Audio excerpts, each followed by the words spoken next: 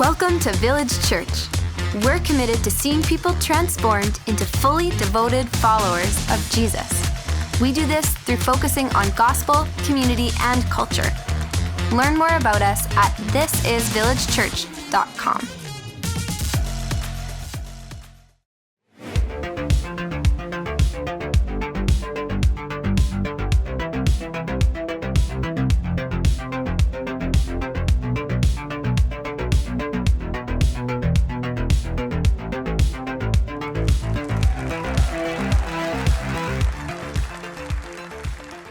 Hello, everyone. If you guys have Bibles, if you could turn with me to Exodus chapter 3, that's where we're going to be this morning. I am here to introduce a brand new series that we're doing called Essentials, and the goal for us in this series is really so often the church is known what is against, right? The church is anti, fill in the blank. But so less often do we ever talk about the things that we are for. And especially in a post-Christian nation where there's a lot of different things happening, we thought it was just so important for us to be able to talk about the core, essential aspects of the faith. So we're going to go through God today, then we're talking Bible, personhood, gospel and Jesus, and then the Holy Spirit and the church. And those are our 5 weeks. And we want to just have you know that there's so many different places where you're able to understand a lot of the things that are happening theologically, the way that our church believes a certain amount of things. There's groups midweek, there's Sunday messages, and there's also a platform that we have called Workshop. And we have an accompanying series on Workshop called Essential Doctrines that this is going to be pretty 30,000 foot, broad strokes. It will not be exhaustive. And in fact, my message will probably overlap a ton with everybody else's. But if you want a much more in-depth, exhaustive thought about the theology of God, go to Workshop, and that's the best place to go for that kind of information. Okay, we good? The big reason as to why we want to do this and why this is so important is because what has happened over the last couple of years. There was a large kind of word that was floating around, especially in Christian circles, and it was this term called deconstruction. Deconstruction is not equivalent to atheism, which means I don't believe in this. A deconstruction mentality is basically someone who did believe, and for some reason they are breaking down some of the structures of beliefs that they had, which doesn't mean to walking away from the church. It could mean reconstruction, which is basically, hey, I had to break down a bunch of these things. I relearned a bunch of other things. I'm still in the church, love Jesus, so on and so forth. In other cases, deconstruction happened in a way where it would say, something happened in my life. I'm beginning to question all of the things that I previously believed, and now I'm eventually walking away to the church. So why does deconstruction happen? Deconstruction happens, this is me and a couple people sitting around, just batting around why this might happen from the Christian perspective. And these are kind of the 4 elements that we would see to be able to make deconstruction happen in someone's life. At one point, you have spiritual distrust. This is where you have a skepticism towards the church. You have a skepticism towards pastors. This is because of scandals. This is because maybe firsthand experience that you felt, people's theology changing in one political fashion or another. Maybe this is the category that made you kind of distrust everything and make you change the way you wanted to think. Others, there might be cultural pressures, right? You see the culture pushing us in a number of different ways, and it makes you begin to think, why do I believe the things that I believe? And so let me reconstruct or deconstruct all of my belief systems to now get to another place. Another way is what Dietrich Bonhoeffer called cheap grace.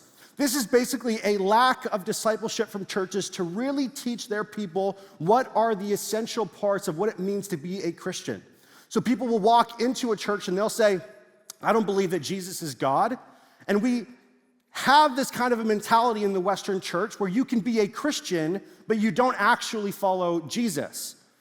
And this is the problem, is that we've kind of set the bar so low that you could walk in and we have all of these slogans and these things that we may say, but we don't actually truly understand the essentials of what it actually even means to be a follower of Jesus.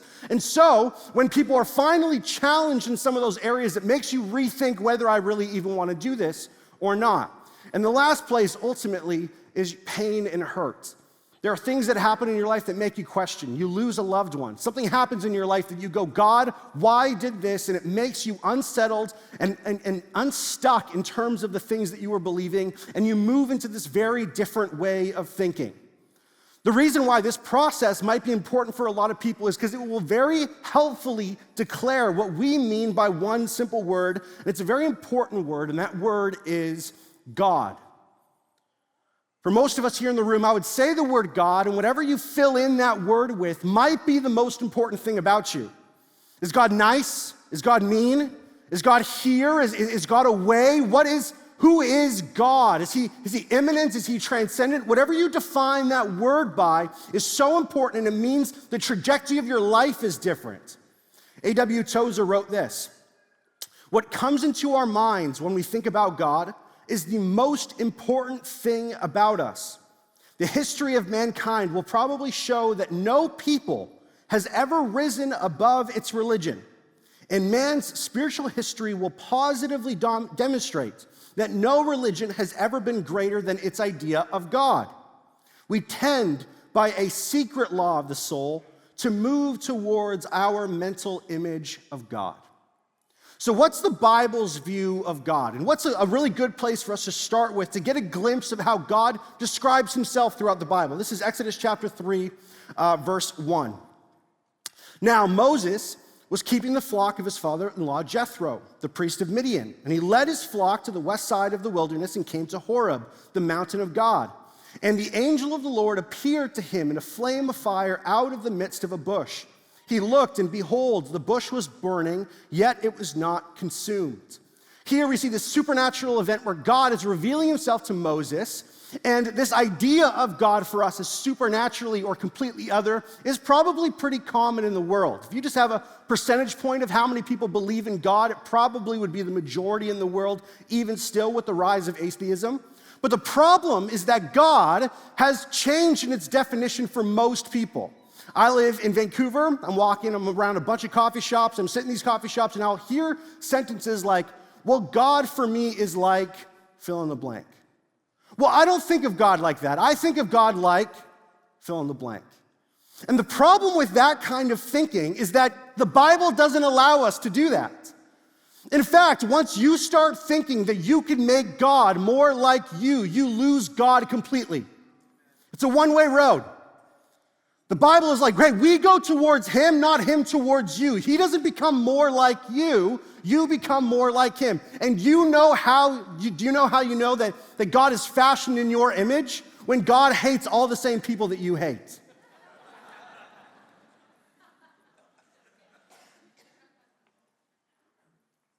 Right? Constantly moving him into this image. And when we begin to really analyze culture, we see a couple different things. I love Molly Worthen in the New York Times. This is what she writes: "Western people want a God who is loving but not holy. They want the universe to hold their hand but not tell them how to live."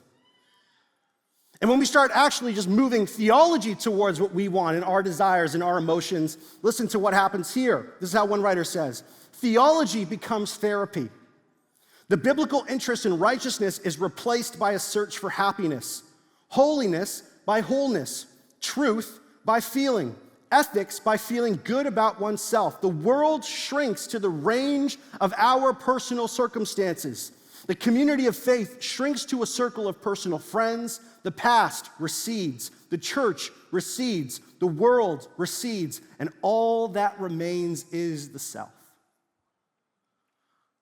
You have no idea the kinds of things that you are importing into your image of God. I love that the best example of this is kids. When I was a kid, I went to Sunday school, and I heard in a Sunday school lesson, they said, "God is perfect," right? God is perfect. What does that mean? So I'm telling you the truth. I went to my Sunday school teacher, and you're telling me, this is what I said, "You're telling me that God is like Brad Pitt." Right? As like a 6 or 7 or 8, I don't know how old I was, that's legitimately what I said. I still get made fun of it to this day. But to me, that was perfection. It was just like, hey, I'm Brad Pitt. I don't know. That's so dumb. And what like an outrageous kind of thing that we think, like, oh, of course he's not Brad Pitt, whatever. But the illustration is kind of similar, that we don't actually grow out of limiting God to our own understanding. God is not limited to how you think about God. God is not limited to your circumstances. God is not limited to how you feel or your emotions towards him. God is bigger than your situation. God is bigger than how you feel about God. There is so much to know about who he is, but the problem is that listen to me, because the church has the truth, sometimes we think we are always right.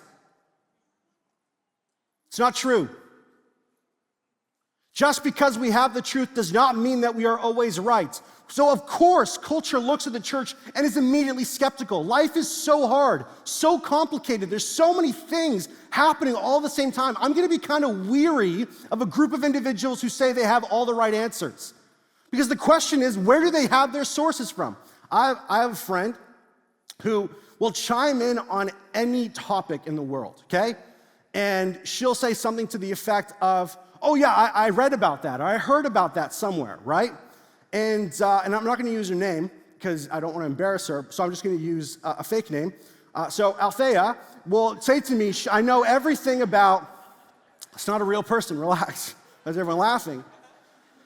So she'll say to me, oh yeah, I totally heard about that, oh yeah, I read something on that. And every single time she would say, I heard about that, or I read about that, I know what she means is she saw it on TikTok, right? That's exactly what she means. Oh, dude, I heard about that. Yeah, that fungi. It's doing some crazy stuff in Tokyo, right? It's crazy. I'm like, where did you hear that? She's like, CNN. I'm like, no, you're a liar. You saw that on TikTok because I saw the same one. And here it is, right? You're skeptical because of the sources. And how often does a person say, hey, believe this, when the people in our culture do not believe the same things that we believe about this thing? So how do we have conversations? How do we actually get past all of this? How do we begin to ask the proper things that make us truly understand the longings that are deeply in our heart? Because most people, most Christians, or most non-Christians will look at Christians and go, the reason why you believe in God is because God to you is nothing more than a feeling.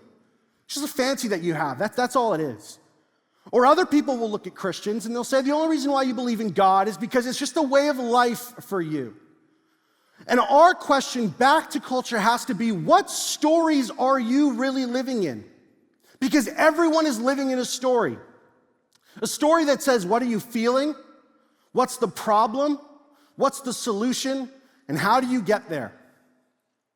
What are you feeling? What's the problem? What's the solution? And how do you get there? And every story that humanity buys into is answering those questions, but the ultimate question is the solution of all of those stories. Do they actually get you what you as a human being truly desire in your life? That's what we first have to understand. All of these stories has these 4 elements, and when we begin to realize that they do, it changes the story. So here's a couple of different stories that we have within our world. One is the story of an individual like Buddha, who sees, what are we feeling? We feel suffering. So what's the ultimate problem? The problem is our desire. What's the cure? It's nirvana. And what's the prescription? Reduce your ego. That's how you get to nirvana. What about somebody like Freud? What's the problem? What are you feeling? Neurosis. What's the great issue? Maladjustment. What's the cure? Adjustment. How do you get there? Psychoanalysis. What about your story being about power? What are you feeling? You feel control. What's the diagnosis? It's morality. What's the cure? Pursuing every pleasure that you want in life unhindered. And what do you got to do? Pursue that thing at all costs. What if the story that defines you is individualism? Then what are you feeling? You feel restriction. You feel held down. What's the grand issue? Societal control. What's the cure? Self-determination. I get to do what I want to do. And how do you do that? By expressing yourself. What about religion in general, in contrast to Jesus? Well, what do you feel? Shame. What's the problem? The guilt that you have in your life. What's the cure? Right standing. But how do you go about getting that thing? By you doing all of the work and having all of the effort. There are thousands more stories that you could put down onto this list. Here is just a group of 6. The question that the Bible has for all of these stories is, will they ultimately get you what you need? And over and over and over again, whatever you fill this list with, the Bible will look to you and say, that will not do what you think it's going to do. It does not suffice. It will be tested and it will be left wanting. There is nothing more than the biblical definition of God to fulfill what it is that we truly want to know about him, to have his effects in our life, to change what we really think about who we are and who he is. And where do we as Christians get this from? We get this from the scriptures. We get this from a self-understanding of the people who are a part of a tradition larger than just Village Church, larger than just this service, larger than the church in Canada, larger than every Christian who's alive today. We are in a tradition that has lasted thousands and thousands of years and has not relented to cultural pressure or pain or anything that kind of comes to usurp who we are. You know what the best part about going to Rome is? You go to Rome and you see this beautiful Colosseum, not being used in the same ways that it was, not by the same empire that thought that they were going to destroy Christianity. And you look at the Colosseum in Rome and you look at the Church of Christ and you say, one of those lasted and one of those did not. It's amazing when we think about this. We're in this tradition of thousands of years of people constantly fighting. It's lasted. There's something there. It's the experience of Christian prayer that shows us about who God is. The sustained coherence of Christian thought and speech. Over 2,000 years of consistency and the sameness in a world that is fleeting to and fro. And God is longing, just like in the story with Moses, to tell us about who he is. Here we go, verse 3. And Moses said, I will turn aside to not see this great sight, why the bush is not burned. When the Lord saw that he turned aside to see God, called to him out of the bush, Moses, Moses, and he said, here I am. And it wasn't consumed. This bush wasn't consumed as it goes up, and it tells you something about God. This analogy of fire is actually really important for us because fire is so dependent on its fuel. But this bush isn't being consumed, and it tells you something really interesting about God. God doesn't actually need anything outside of himself to do what he wants to do. And you want to know why that's so hard for us to understand? Because we think he needs us.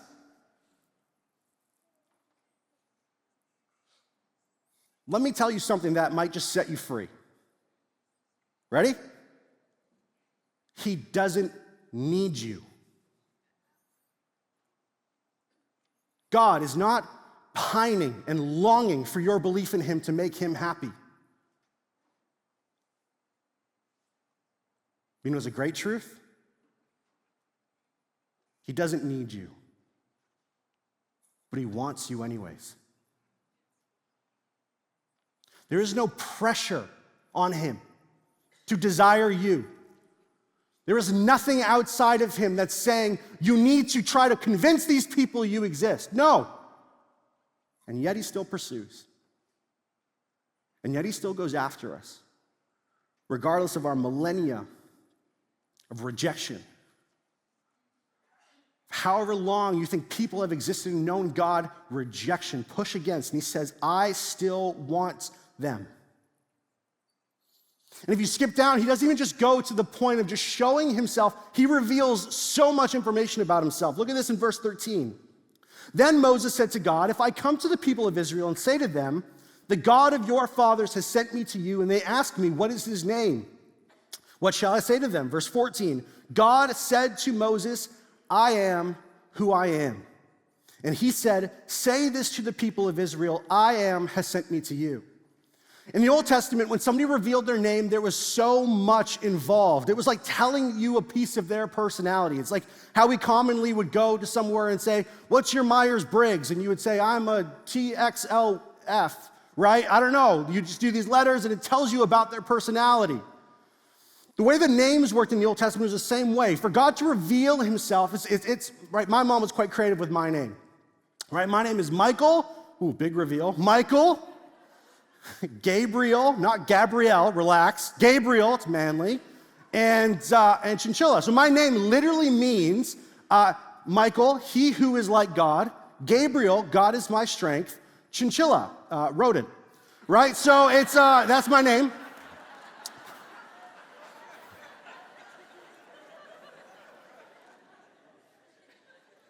I'm not going to rebuke you as a church, but you laughed too hard. It's too much. It's too much. So God, looking at Moses, says, hey, this is what I want you to say. I want you to say, the I am is with you. The I am is with you. Such an untranslatable thing to say. The closest we can get to, in a paraphrase, is tell them being itself has sent you. It's like so other. It's just so grand. That the fire that is not depending on anything else to be self-existent, that has the power of its own, has his own name, that says, I have no beginning, I have no end. The past is not where I started, the future is not where I started, I am and I will always be. Everything depends on him, nothing that he is dependent on at all. A name is so important when we think about him. And there's something there's like another layer to his name. It's not just reality itself is so important, but there's also this other aspect when you actually look at the Hebrew words here being used. There's a very important thing happening. So in Hebrew, you would basically get these letters. These are your only evidence of God's name. This is called the tetragrammaton, okay? So 4 letters, YHWH. That's why it's hard to translate. So when you hear the word God, sometimes you would refer, like in the song that we just sang, Yahweh, right? So that's one of the ways, because there's no vowels in Hebrew. So what goes in between each of these letters? We have to guess about some of those kind of vowels that go on. But it's just like in Spanish. I have a group chat with all of my family or whatever, and when they want to laugh, they don't write ha ha ha, they write ja ja ja ja ja ja ja ja ja ja. Why? Because in Spanish, using the same symbol of a J, it's pronounced like an H. Hebrew, Y's and J's are very similar. W's and V's are very similar. So how might you translate it that way? Okay, boom, JHVH. Which is how you get another name of God, right? And if all of the vowels are on the inside, Jehovah, Jehovah. See what I'm getting at?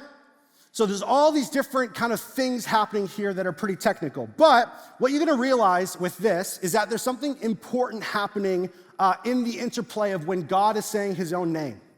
When God puts his name in the mouth of Moses, he says, Yahweh. Okay? But when God says his own name through his own words, he will say, Ehwe. Okay? I screwed up something here. E-H. There we go. Ehwe. Okay? How somebody else will say it, how he himself will say it. Why is this important? Because when we say Yahweh, the name I am, I can't say to God, hi, I am.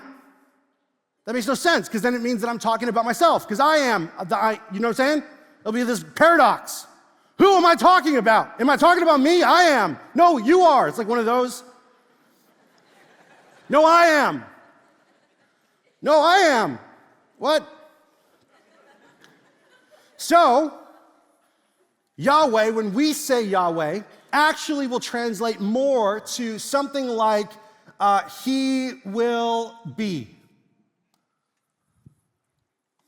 And when God says, Ehwe, it means I will be. If you're confused about this, after the word I am in Exodus chapter 3, if you have a physical Bible, there should be a little footnote that pushes you down, and it will say something like, I am or I will be. Even God's name, his actual name, cannot even be spoken by anyone else other than himself. It's completely exclusive.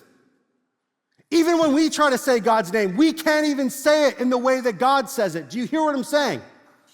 So not only is he self-sufficient, he doesn't need anything else, but God is completely unique. There's something about him that we will never quite understand. And we think we know him at like so many different levels, but to know him at one level is not to completely know him at every level. We think we know him logically. Like take the word, I love you, okay, love you.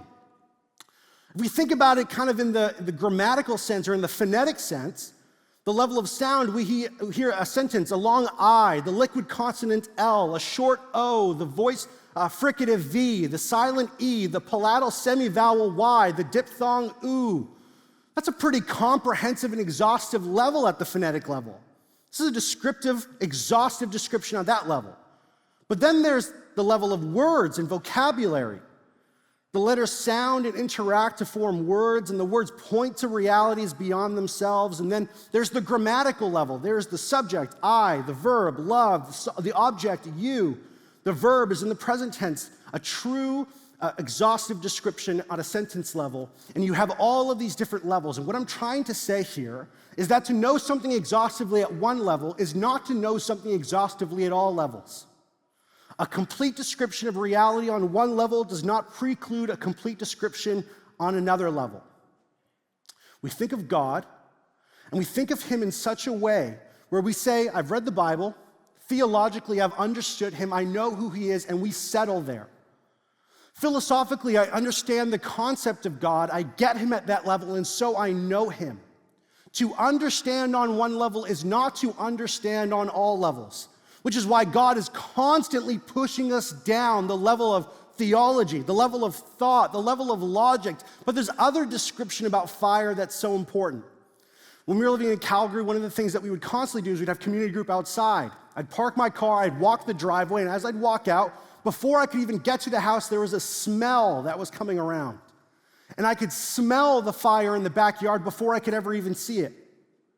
And then I would walk around the house and I can smell it. And then now I can see the fire before I could ever experience it. And then I'd go right close to the fire and I'd feel the warmth on me. And now what do I have? I have the smell, I have the sight, I have the experience and the feeling. And God's pushing us into all these ways. And this is why fire is such a beautiful thing, because it's not to just know him philosophically. It's not just to know him theologically or logically. Have you really known him? Because he is a God who is not too far away to be experienced. He's a God who is here, who is immanent, who has been involved, that when he captures your heart. Blaise Pascal was a famous mathematician. When he was converted to Christianity through a prayer, he said, I encountered the God of Abraham, Isaac, and Jacob. Fire is how he described it. There was fire in my presence. And isn't this amazing? Who was the one who spoke first in this scene? Was Moses pursuing God at any point? No. God, in his experience, was first pursuing Moses. John Stott says one of the most fundamental truths about God is that God always makes the first move.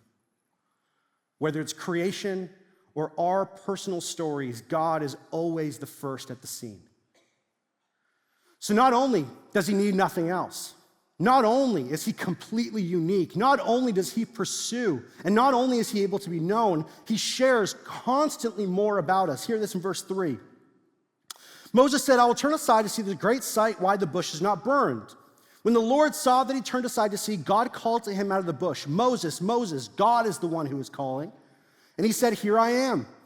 Then said, do not come near. Take your sandals off your feet, for the place on which you are standing is holy ground. Have you ever heard this story before? You always thought to yourself, why do you do that? That's such a weird thing. Imagine if I am a shepherd. I have a bunch of animals that are in front of me, and as they're walking towards wherever I'm taking them, I'm walking behind. Naturally, I don't know if you know this, biologically, these animals do things. And it's gross, right? And you as the shepherd who is following these animals literally have to follow after maybe them going to the bathroom. So what naturally might end up on your shoes as you're following all of these animals? Well, a lot of gross stuff would be on the bottom of your shoes. So, Old Testament-wise, that substance on the bottom of your shoe would be called unclean. So, Moses walks up to the fire, and God says, whoa, whoa, whoa, whoa, whoa. You know what I don't interact with? Things that are unclean. Take your shoes off, put them aside, and then come into my space. Isn't that interesting? There's this holiness of God, that he can't interact with things that are outside of himself on a holiness level. In fact, it's very dangerous in the Old Testament if you try and do so, because it tells us another thing about fire. Fire is beautiful and attractive, but it's also fatal. Fire is both life-giving in certain circumstances, but also death-dealing. It's attractive and dangerous and frightening all at the same time. That's why it's so brilliant that God appears as fire. Here's a fundamental truth about God. Ready? We can't live with God, and we can't live without him. We cannot live with God in our states of being. The unclean, sinful nature that we might have, cannot live with him. And we cannot live without him. This is the human condition. This is the traumatic spot that we put ourselves in the story. So what happens? How does this go ahead and work? The reason why, you see this all throughout the Old Testament, the Bible says the immediate presence of God is fatal to human beings. Moses says, show me your glory, and God says, I can't because it will kill you. Isaiah goes in to see God high and lifted up, and he says, woe is me, I am becoming undone. I'm coming apart. I feel like I'm dying. God comes down on Mount Sinai and says, I'm coming down to Mount Sinai in fire. If you remember, he says, don't touch anything, because if you touch the mountain, you will die. There's this fatal aspect to interacting with God. And you want to know why? Because the centers of human beings and the centers of God are so different. The center of a human being is self-indulgence. It's me. This is how Luther describes sin. It's encurvatos in se. It's humans turning in on themselves. Right? It's Gollum with the ring. It's I desire this thing so much that gives me pleasure that I'm becoming undone in the process. But God's very center is not self-indulgence, but self-sacrifice. I am at the center of my world, and God is the center of all universes, in every world. And once those two worlds begin to collide, that will be violent. And one of them is going to win, and one of them is going to lose. So how do we go about this? How does this actually happen? How does this crash of universes and crashes of souls, of wholly other separated beings, actually begin to work? Here it is, verse 11. But Moses said to God, who am I that I should go to Pharaoh and bring the children out of Egypt? He said, but I will be with you, and this shall be the sign for you that I have sent you. When you have brought the people out of Egypt, you shall serve God on this mountain. So God is the one who's called us. God is the one who's sending us.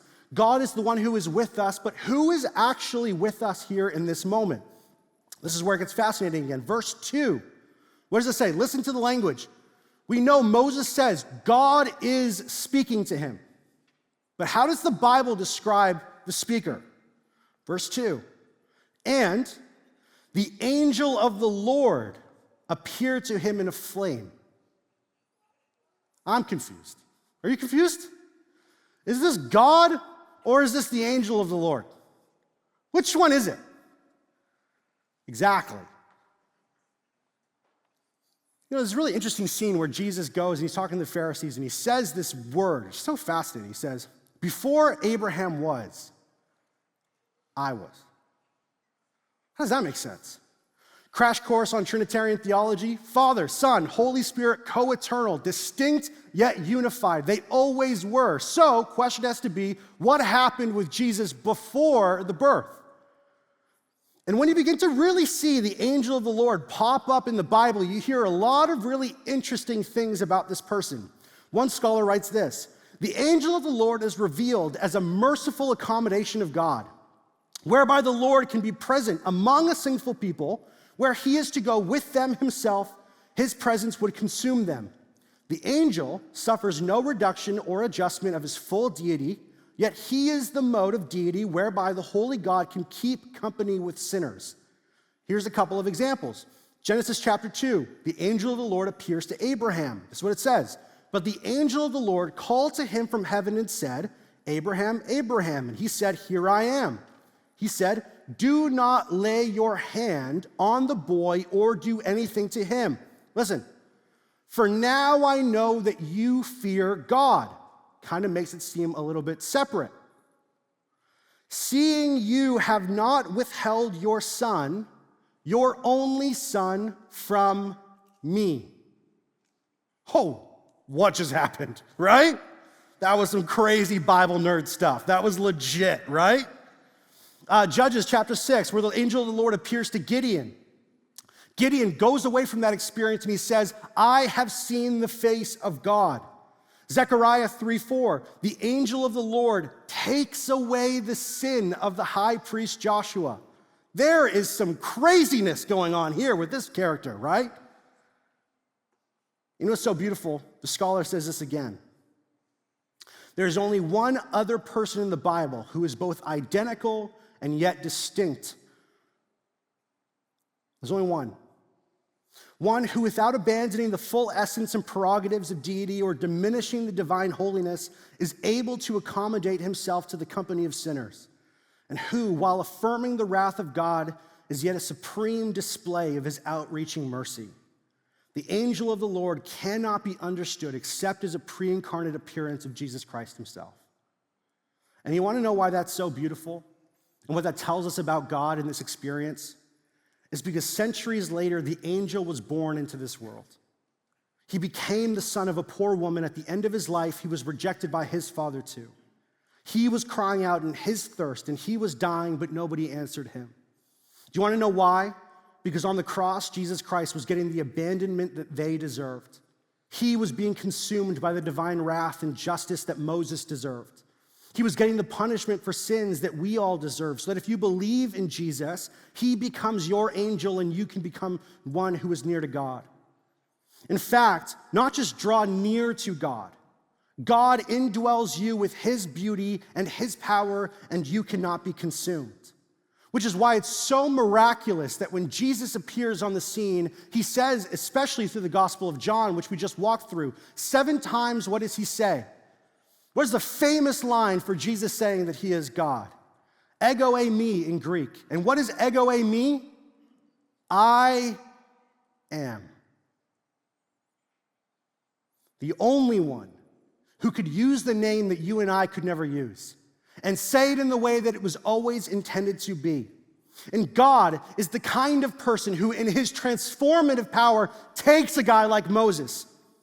God takes a guy like Abraham, a guy like Isaac, a guy like Jacob, a guy like Peter, and transform them not because they're great, because he can do whatever he wants to change the hearts of people, and that's the hope that we have. He takes them. And now, because of the Spirit of God within us, then ultimately what we begin to imagine that burning bush as is what you and I become. The house of the very presence of God with us. And listen to me, if God, through his Spirit, is burning with the fire of his beauty, love, and power in the center of your life, you'll become something beautiful. You'll become something safe.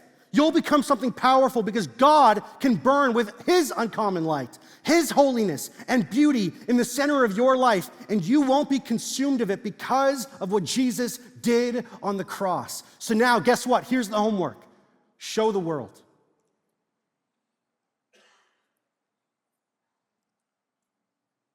Show the world. Show the world that you live by a completely different story than everybody else. The story that you live by is not the story defined by Buddha or Freud or by individualism or by power. The story that you live by is something very different. The story of Jesus is that the symptom is that we feel lost. The diagnosis is that there is sin in the world that is corrupting who we are. The cure is grace, and the prescription is the faith that we will have in him. It changes everything about us. It changes everything about who we are and who we want to become. It changes the way that we think about ourselves, and ultimately, it changes the way that we think about this one word, God. One of my favorite things to do is late at night, I will have my dog on a walk, and we'll walk, and I'll have headphones on, and I'll listen to basically what I call the treadmill of devotionals. It's like a Lectio Divina, but it does it in British voices, and it speaks to you. It's like the best, right? You're just walking, you're like, hello. I don't, anyways. So we're walking, and talking to me in my ears. And I'm walking my dog, and I'm sitting there, and it's nice, and it's quaint.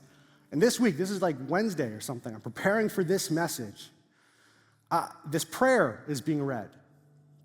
And I want to read this prayer as like a prophetic word over our church. That this would be what happens to us when we encounter fire. That this would be happening to us when we encounter who God really is. So if you're comfortable, if you would just close your eyes, I want to read this over us. I want us to long and desire to have this as a part of our life. You, O eternal Trinity, are a deep sea into which the more I enter, the more I find. And the more I find, the more I seek. O eternal Godhead, what more could you give me than yourself? You are the fire that ever burns without being consumed. You consume in your heat all the soul's self-love. You are the fire which takes away the cold. With your light, you illuminate me so that I may know all your truth. Amen.